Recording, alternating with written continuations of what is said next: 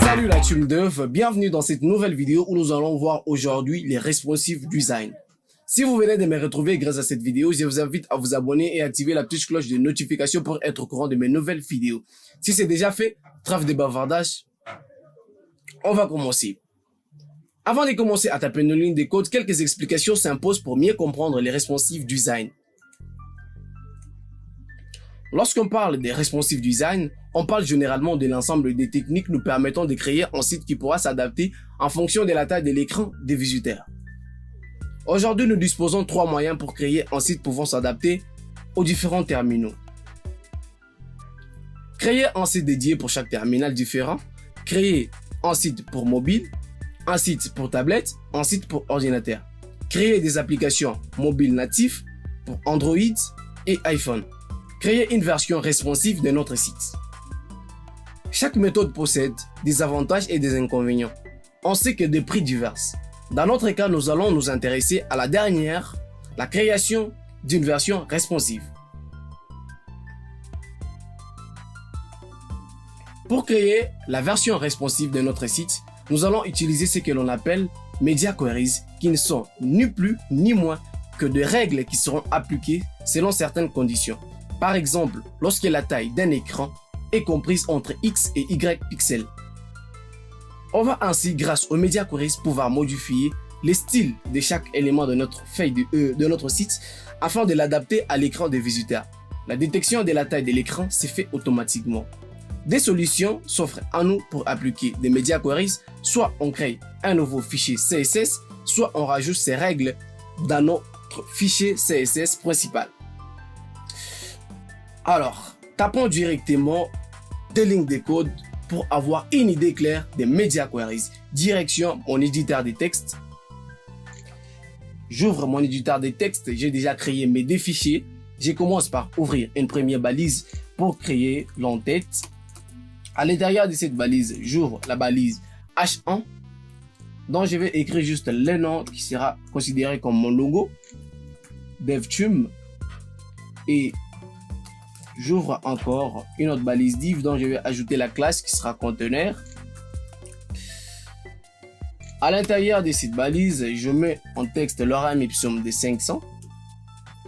Attendez, je fais une erreur, voilà. Et un bug.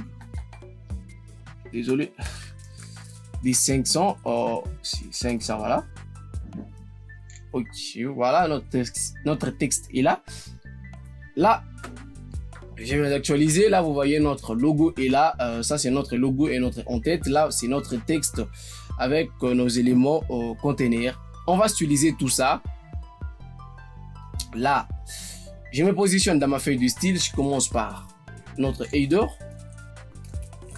Je prends header. Ici, je vais ajouter d'abord display flex width 100 pixels et 100%.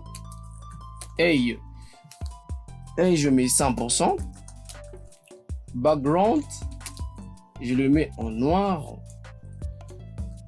2. Color, je mets la couleur blanche. Ici, je mets justify content. Je mets center. Alignement items, je mets center. J'enregistre et j'actualise. Là, vous voyez notre header est là et notre logo est au centre. Là, on va se charger de notre élément conteneur. Ici, on prend conteneur.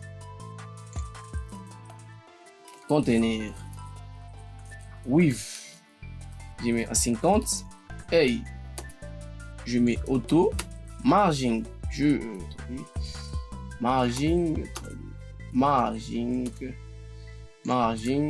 ici, je le mets à 50 pixels de bas.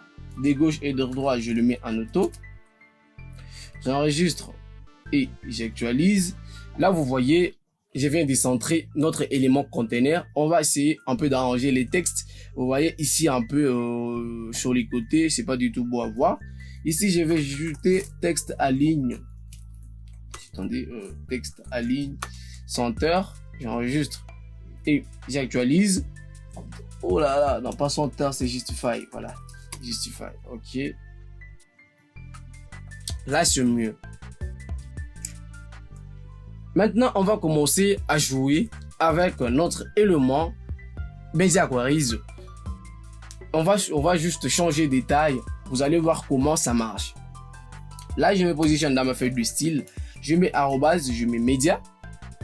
Il y a des façons de le faire. Soit vous pouvez mettre all, soit vous pouvez écrire screen. Donc moi, je vais écrire screen. Vous pouvez écrire all, screen, print, TV. Donc TV, c'est pour les écrans. All, ça va s'appliquer sur tous les écrans. Screen, mêmement. Donc si vous mettez print, c'est pour les imprimantes, ainsi de suite. Donc ici, je vais mettre moi screen et j'ajoute end. Entre parenthèses, max width. Max width, voilà. Max width. Ici, je vais mettre max width 1280 pixels. J'enregistre. Et je mets header ici. Header. Background, je vais mettre yellow. Couleur jaune, je change la couleur du texte, ce sera noir. Ce sera noir. Ok. J'ajoute encore media screen,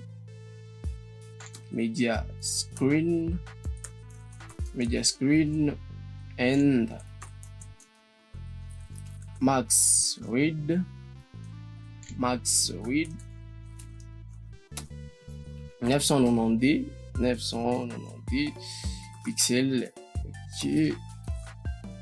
Je mets header. Ici, je fais encore background. Je vais le mettre en red. Ici, je mets en red. Ce sera là. Non, je mets bleu. Ce sera bleu. Si je mets la couleur, je mets blue. Ok. Entre couleur des fonds, ici, on les ramène. Ce sera du gris. Ok. La couleur de notre trait, ce sera en grise. Je copie juste le media screen. J'ajoute encore ici. Je change juste la taille ici. Je vais mettre 650, soit 662, 660 comme ça. Voilà. C'est mieux, 660, 660, c'est mieux. Ok. J'écris header, background, je mets en red. Ici, je mets color, je le passe en bleu. Ok, je mets en bleu. J'enregistre et j'actualise. À ce niveau ici, vous voyez, rien ne se passe. On va aller dans l'inspecteur. Ok, là vous voyez ici c'est décrit responsive. Donc on va essayer de jouer avec le width de notre écran. Donc si vous remarquez ici, on est à 754 pixels sur 415 pixels. Là je vais passer à 1326 pixels. Là vous voyez, ça c'est nos éléments avec leur taille initiale. Donc leur taille par défaut, les tailles que nous avons appliquées. Donc je vais passer à 1280. Donc on va passer à 1280. Donc c'est notre première condition qui est ici. Lorsque notre écran est à 1280, donc notre header va passer de la couleur des fonds noir à la couleur des fonds jaune. Attendez, vous allez voir. Là j'ai réduit. Là, attendez, ok, voilà. Là, je passe à 1280 pixels. Vous voyez ici, c'est écrit 1280 pixels. Lorsque je suis à 1280 pixels, notre header quitte la couleur noire à la couleur jaune. Vous voyez, ici, on est à la couleur noire. Donc, ce sont des couleurs de valeur par défaut que nous avons mis. Lorsqu'on est à 1280 pixels, là, on est à jaune. Donc, c'est notre première condition ici qui est respectée. Donc, vous avez vu. Et là, on va passer à notre deuxième condition lorsqu'on est à 990 pixels. Là, j'ai quitté 900. Là, vous voyez, on partit, on est à 1100, 1000. Là, boum. Là, vous voyez, on est à 990 pixels.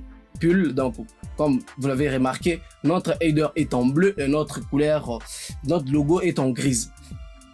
Et là, on va passer à notre troisième condition qui est 660 pixels. Là, je veux jusqu'à 600.